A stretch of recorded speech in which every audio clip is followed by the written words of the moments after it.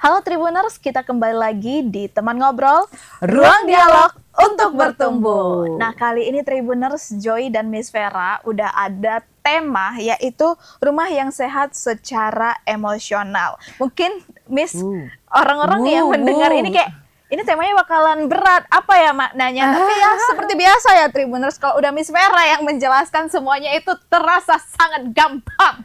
Terasa simpel, tenang saja. Ini akan kita jelaskan secara simpel. Simpel gitu. Dan mudah dimengerti. Nah, untuk itu ya Tribuners, Joy perkenalkan dulu narasumber yang ada di sebelah saya, yaitu Miss Verawati Chandra, BBA, SE Certified Hypnotherapist, Certified Trainer. Beliau merupakan edukator, founder of Boston Academy Indonesia, dan Certified Hypnotherapist from AWGI. Halo Miss. Hai Joy, hai Tribuners. Gimana nih kabarnya nih? Ini sudah mendekati hawa-hawa liburan. Iya. Nah, bentar lagi libur semester Miss. Betul. Kira-kira udah ada nggak ya Tribuners ini kayak mempersiapkan tiket, mungkin mau jalan-jalan ke luar negeri? Walaupun semester kali ini sudah terlalu banyak liburnya ya Joy. Iya betul. Betul, mulai dari Imlek, Lebaran, banyak Joy. Iya. Masuk puasa juga ada liburnya, libur Lebaran juga ada liburnya. Banyak banget Joy. Belum lagi yang long weekend Miss. Betul, very long, bukan long weekend. Jadi ini bulan memasuki semester ini ya, semua semester ini dari bulan 1 sampai bulan 6, satu semester ini bakalan banyak libur nanti Miss. Di ber-bernya ini yang nggak ada. Sudahlah ya, pada saat itu kita akan mengeringkan dana-dana kita. Oke Miss, ini kan kita bakalan membahas tadi apa itu temanya rumah yang sehat secara emosional. Kira-kira apa nih Miss yang bakalan kita bahas tentang apa sih biar Tribuners ini bisa lebih paham? Oke, gini, biasanya kita bahas rumah yang sehat itu seolah-olah itu rumah yang bersih, misalnya gitu ya. Secara tampak itu harus ada pengairan, ada sumber air, ada saluran pembuangan yang bagus, terus aman dari gangguan, misalnya tidak kebakaran, itu disebut rumah yang sehat dan aman gitu ya. Oke, tetapi hari ini kita bakal ngomong soal rumah yang sehat secara emosional. Sekarang gini Joy, banyak orang yang balik ke rumah itu nggak merasa itu rumah.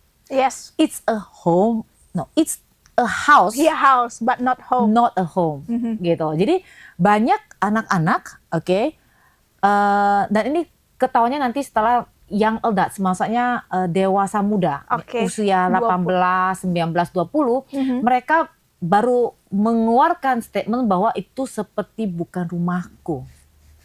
Karena mereka tidak diberikan kebebasan untuk mengekspresikan emosinya. Misalnya gitu, contohnya gini, ini kan secara emosi ya. Yes.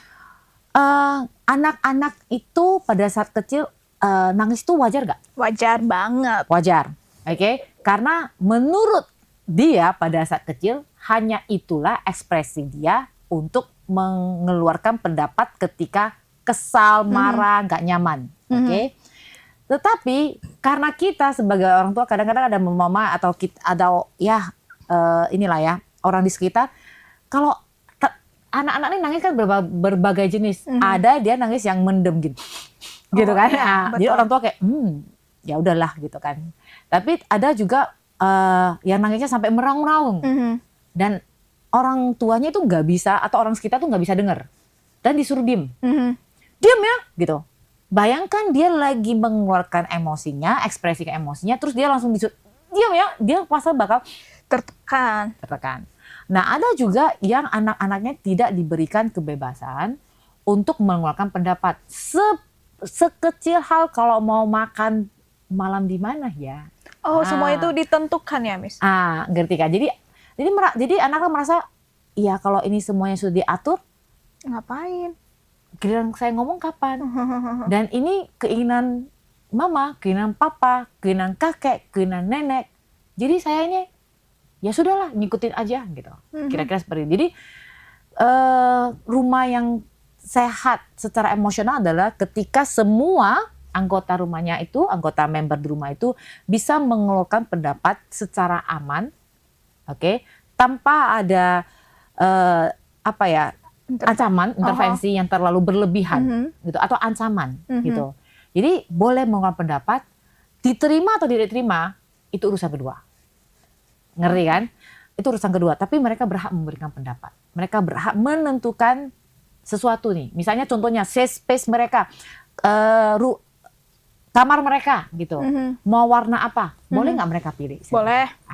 Atau boleh nggak mereka memilih let's say menu makanan? Boleh, tapi biasanya saya bilang pilihan terbatas. Boleh memilih tapi pilihan terbatas. Misalnya contohnya, hari ini kita makan nasi goreng atau mie pangsit ya. Contoh aja ya. Yes. Itu mereka jadi punya hak untuk memilih tapi terbatas. Gitu. Jadi sama-sama enak di kedua belah pihak. Nah, Miss, lantas dampaknya kepada psikologi khususnya anak-anak remaja, gimana itu, Miss, kepada kehidupan mereka sehari-hari nantinya? Nah, kalau mereka biasanya sejak kecil tidak diberikan kebebasan atau diberikan ruang, ruang untuk mengekspresikan emosinya, pendapatnya, nanti mereka tumbuh dewasa, mereka jadi orang yang takut kalah, takut mencoba, dan biasanya jadi followers doang. Ya sudahlah, ngapain? Dan gak berani mencoba, Joy. Jadi walaupun sudah ada kesempatan ketika mereka dewasa, misalnya mereka kerja dan bertemu satu kesempatan, ya mereka gak mau coba. Udah, let it flow. Let it flow.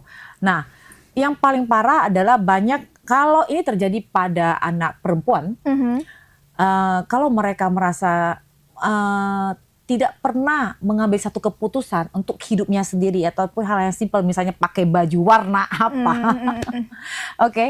mereka bahkan tidak bisa memilih pasangan yang baik untuk mereka. Dan kalau mereka terjebak di rumah tangga yang kurang baik atau bahkan membahayakan dia juga nggak bisa keluar, nggak punya daya. Oh, justru jadi seserius itu ya, Miss? Karena merasa ini hal yang wajar. Aku ikut aja lah. Gitu. Lantas, Miss, gimana nih di kehidupan mereka nantinya? Contoh ya, mereka itu dari kecil udah kita bilang lah tinggal di rumah yang tidak sehat secara emosional. Nah, gimana mereka mewujudkannya nanti ketika mereka berumah tangga? Misalnya nih, saya kasih contoh aja kasus biar gampang. Ini kebetulan baru 2 hari yang lalu saya berpraktik di Rumah Sejahtera, di ruang terapi saya seorang anak perempuan, usianya 22 kalau nggak salah, cantik. Nah, dia anak tunggal, anak perempuannya anak tunggal, dan papa mamanya itu dari kecil selalu bertengkar. Sampai dia usia 22? 3 tahun lalu, berarti sampai dia usia 19, karena mamanya meninggal 3 tahun yang lalu. Papanya ini sangat keras. Pokoknya kemauan papanya, kalaupun nanti si mama sudah bilang, oh ini nggak, misalnya mereka lagi berdebat misalnya ya, masalah bisnis misalnya, papanya mau invest bisnis di rumah makan misalnya gitu kan, mamanya bilang janganlah kan masa covid bla bla bla bla bla bla, papanya mau aja gitu kan, akan dijalani, dan ternyata bener pun bankrupt misalnya, tutup, mamanya yang akan disalahkan, dan dia melihat itu dari kecil.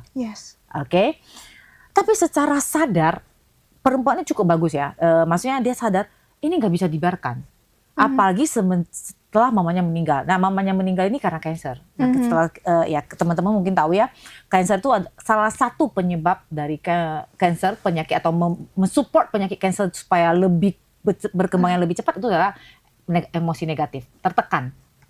Karena mamanya ini tertekan kan, karena selalu papanya itu kalau marah itu sangat menggelegar. Seolah-olah pokoknya kalian harus dengar saya. Sebagai laki-laki, dia harus yang powerful. Nah, di rumah itu kan cuma 3 orang. Satunya papa, 2-duanya perempuan. Jadi, ya pasti secara hal ini mamanya sangat tertekan. Dan setelah meninggal, anak ini mulai berpikir, there is something wrong, ada yang salah. Setelah mamanya meninggal, baru berarti hanya dia dengan papanya. Nah, anak ini berarti mulai tumbuh dewasa dong, mulai setelah remaja mulai dewasa. Setelah anak ini bekerja, berarti lebih tahu lagi dunia luar bahwa sebenarnya papaku nggak boleh seperti itu. Kalau ini pun salah, jadi harus dikasih, maksudnya kayak ngomong baik-baik.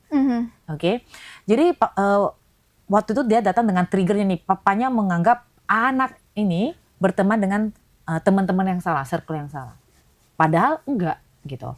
Nah ketika dia mencoba mengungkapkan perasaannya, pendapatnya, papa emangnya ngomong seperti itu, kenapa? Data dari mana? Emangnya teman saya ada buat salah apa? Jadi papanya ngomong satu hal, pokoknya saya bilang salah ya, Salah, salah, no reason. no reason. Nah waktu kecil itu sudah sering. Oke. Oke, jadi karena tidak berdaya, sekali lagi waktu kecil tidak berdaya ya anak itu ya biasa. Mengikut.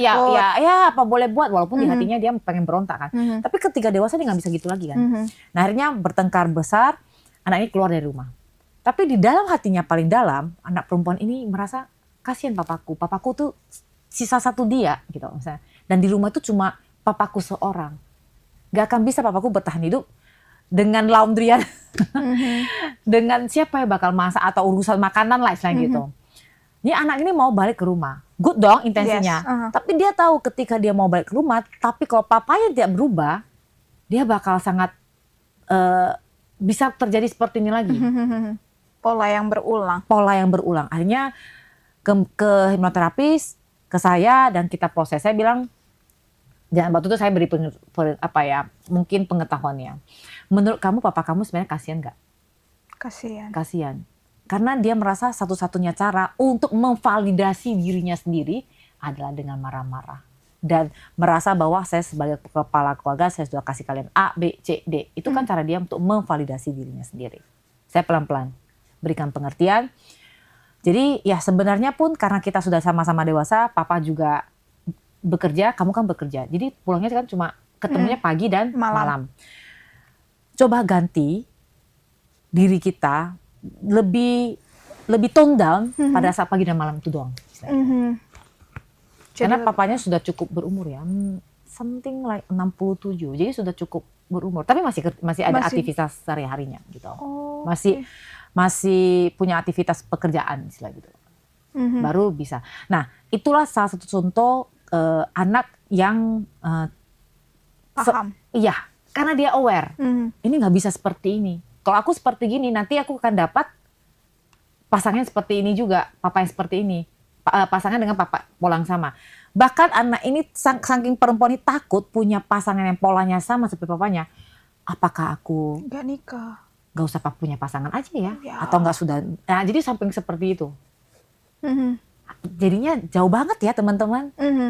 Akibatnya jauh banget gitu. Nah itu karena dia anak ini tumbuh di rumah yang tidak sehat secara emosional. Nah Miss, standarisasi bahwasannya menandakan rumah itu sehat secara emosional itu gimana?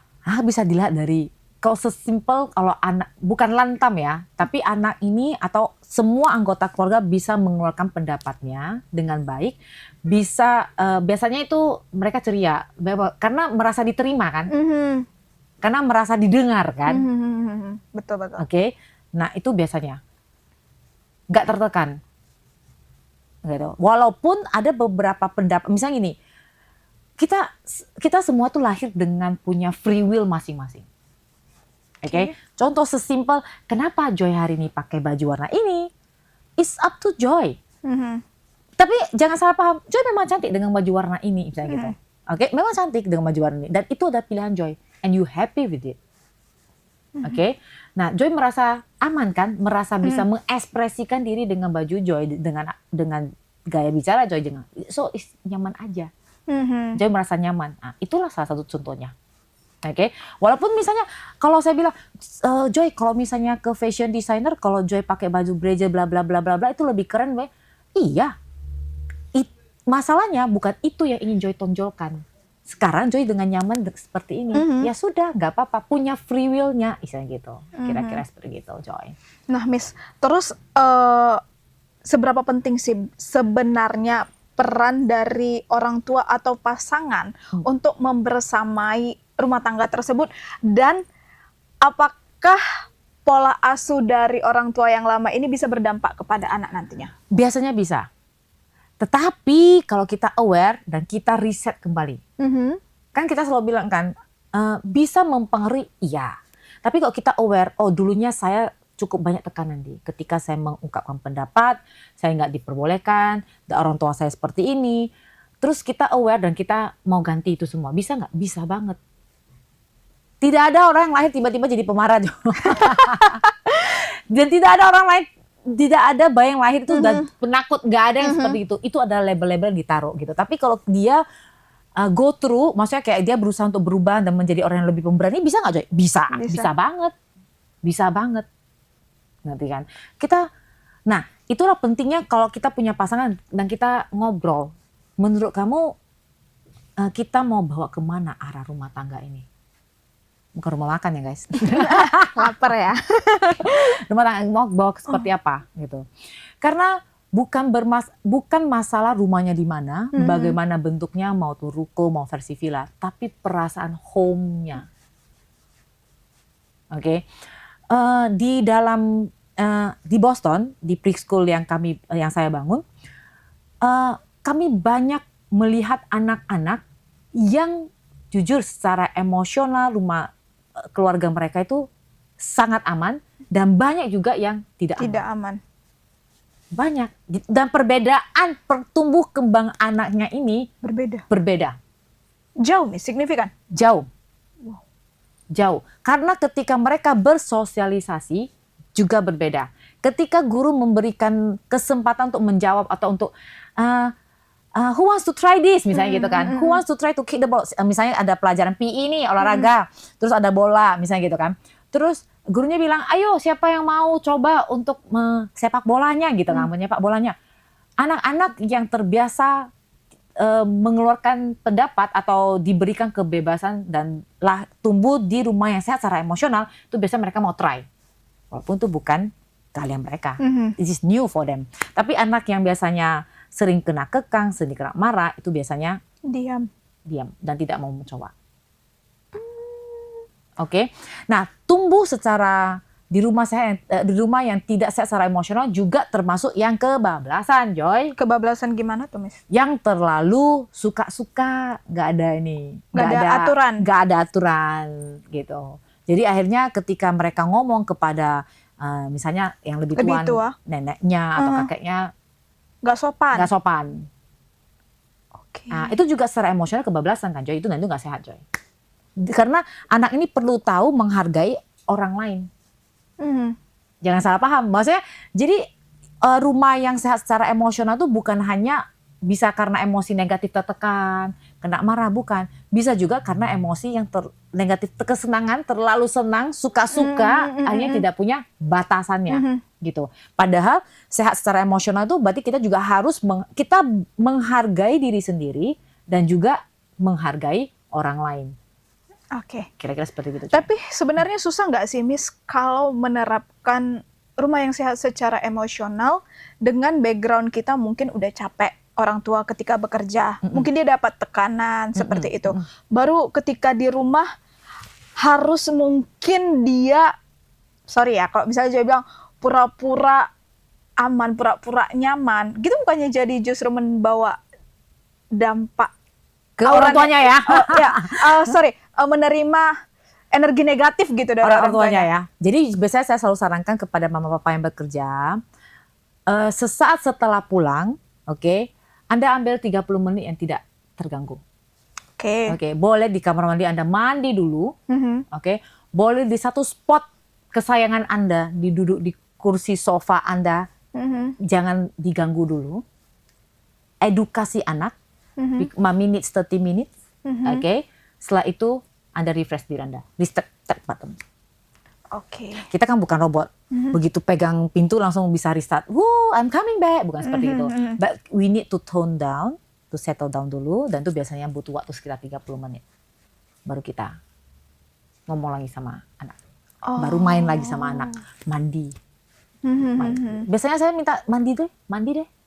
Risetnya itu paling gampang ya, paling cepet ya, mandi. Itu kayak life hacknya, mandi. Oke, jadi fresh, gitu. Anak pun nggak menerima energi negatif tersebut ya? Karena kita sudah penuh kan, di tempat pekerjaan sudah penuh. Dan mami papi, terutama mama ya, izin saya tidak mengecilkan salah satu jenis kelamin, tapi biasanya emosi mama itu sangat bergantung, sangat mempengaruhi satu rumah. Iya. Emosi mama itu sangat mempengaruhi satu rumah. That's why I say mommy is so powerful. Mama lagi santai, lagi bagus moodnya, lagi state-nya lagi tenang, apapun masalahnya bisa selesai. Iya.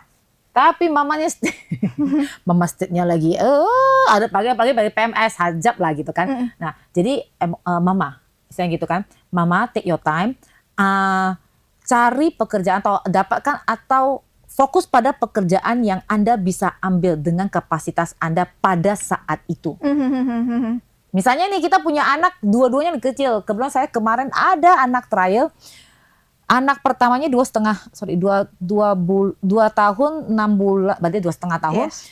Anak keduanya 1 tahun 3 bulan. Deket banget. Terlalu dekat. Jadi mamanya secara emosinya sudah capek kan. Oke, memang kebetulan mama punya beberapa kakak asuh ya Yes. untuk anaknya. Orang yang cukup berada, tapi secara emosional kan anaknya merasa mau deket mama.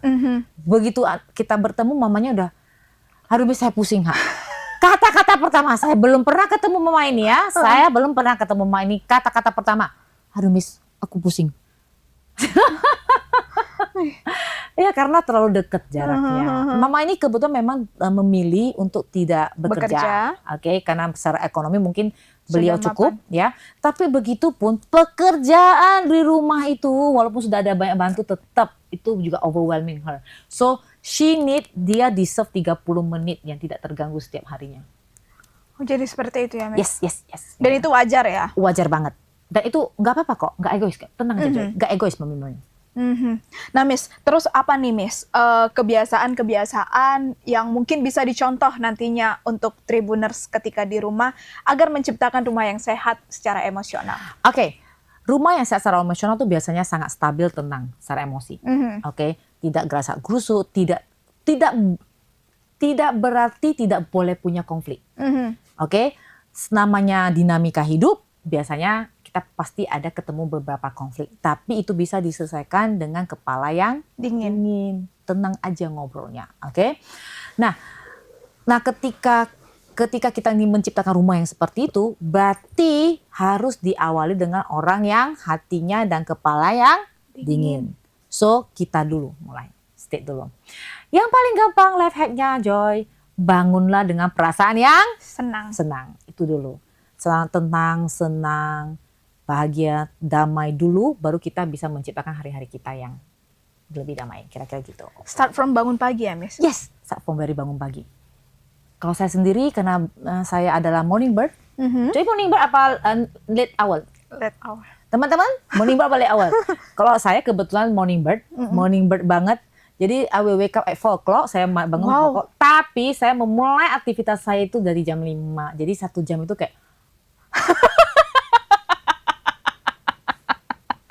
Oke, mengumpulkan nyawa dulu ya. 1 hour. 1 hour. So ya 1 hour gitu, ya apa-apa, itu pilihan saya. Enggak berarti teman-teman, tapi saya tipe yang memang setelah bangun itu harus kayak diam dulu, membayangkan dulu. Padahal to-do list saya punya agenda, saya nggak bisa tulis di handphone, menurut saya itu terlalu nggak keren banget. Nah, saya harus tulisan. Saya sudah tahu to-do list saya itu 1 hari ke depan tuh seperti apa. Bener kan? Lalu saya baca lagi, saya lihat, terus saya renungi, saya harus kesini hari ini. Saya mengumpulin dulu nyawa saya. Terus biasanya saya buka lagu-lagu tenang dulu. Very calm. Jadi kalau waktu itu Anda, bertemu saya di jam 4 pagi, Anda bilang bumi ini datar, saya iyakan. Bumi bulat, silakan, terserah. Bentuk bintangmu saya. Iya. Belum kumpul nyawanya. Gitu kira-kira. Oke, Miss, sebelum kita menutup pertemuan kita kali ini, ada nggak, Miss, pesan yang ingin disampaikan kepada Tribuners? Oke, Tribuners, papa mama maupun teman-teman di sini, semua itu selalu harus start dari kita. Start from us. Kita nggak bisa kasih orang lain kebahagiaan kalau kita nggak punya. Yes. Kita nggak bisa kasih kedamaian di satu rumah kalau kita sendiri nggak damai. So it should be start from us. Dan apapun yang cost, yang membayar, apapun kalau itu mengakibatkan energi kita habis atau menjadi jelek, itu sangat mahal harganya. So jaga energi Anda, jaga kedamaian hati Anda, and keep happy. Keep happy. Oke. Terima kasih Miss Vera udah Thank you, memberikan Joy. Thank you, insight Tribuners. yang sangat baik kepada Tribuners mengenai rumah yang sehat secara emosional. Semoga setelah menonton tayangan ini Tribuners bisa merefleksikan dari insight-insight yang udah Miss Vera berikan karena cukup bermanfaat bagi orang-orang yang mendengar. Dan terima kasih juga kepada Tribuners yang udah menonton Teman Ngobrol sampai selesai, nggak bosan-bosannya ya Tribuners setia menonton tayangan ini dan bahkan memberikan komentar-komentar yang baik. Kalau begitu, aku Joy, Aku Miss Vera. dan kru yang bertugas pamit undur diri. Bye Tribuners, sampai ketemu di episode selanjutnya. Bye-bye. See you.